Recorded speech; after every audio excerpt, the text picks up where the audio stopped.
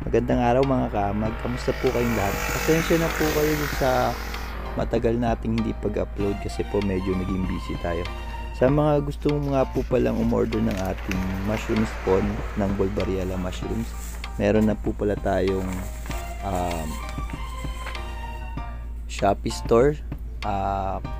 Click nyo lang po yung link dito sa baba sa description at direct na po kayo doon sa ating Shopee store. Ang presyo po ng ating mushroom spawn ay 40 pesos per pack po, plus yung shipping fee po.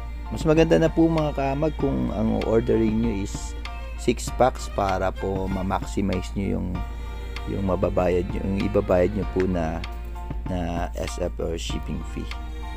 Yan po mga kaamag, yan po yung mga Bolbariella mushrooms natin na pinheads at saka itong mga bottle, nasa bottle stage na po siya. Yan, magbabalik po tayo. Medyo naging busy lang po kasi lilipat po ako ng lugar. May ginawa po tayong maliit na kubo doon. Doon po medyo mas malakalawak-lawak po yung ating taniman, so marami po tayong magagawang mga videos.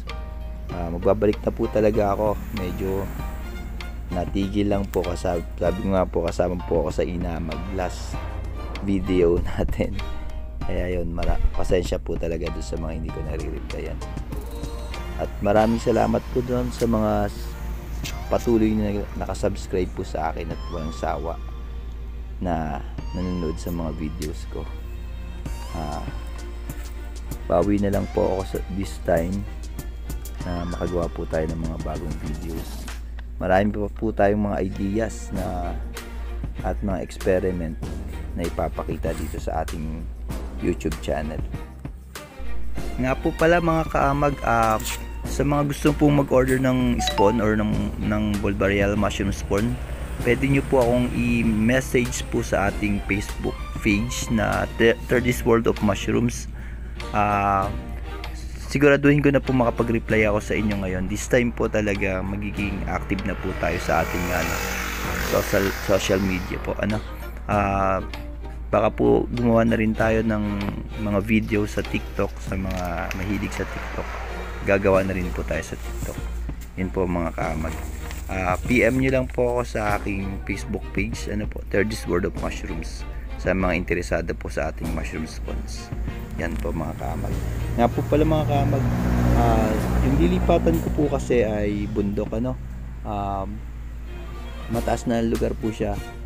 Gagawa po tayo ng mga videos about sa iba't ibang klase ng farming. Hindi lang po basta sa mag-focus tayo sa ating mushrooms, pwede rin po tayong maggawa ng videos about sa other businesses po, tulad ng pag-aalaga po ng hayop or ng baboy, pagtataniman ng mga kamag.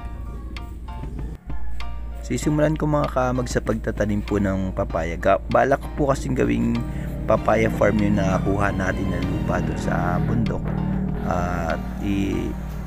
I-incorporate ko rin po yung pagtatanim ng lettuce po. Meron po kasing kaming kakilala na may-ari ng restaurant. Sabi niya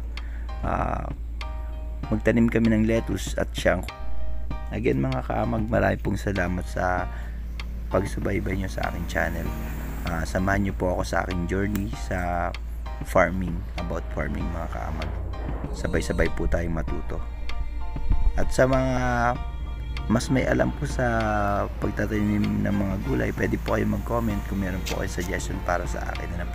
About naman po sa mushroom, medyo na-master na po natin yung pagtatanim ng mushrooms. So, papakita ko rin po kung paano na talaga ginagawang negosyo ang mushrooms, about sa fresh mushrooms at saka sa spawn. Pwede nyo rin pong pasukin yung pagtatanim ng paggagawa ng spawn para ibenta na po mga kamag, para sabay-sabay po tayo mapagnegosyo at kumita. Again mga kamag, maraming salamat po hanggang sa ulit sa susunod na videos po natin. Salamat po. Bye-bye.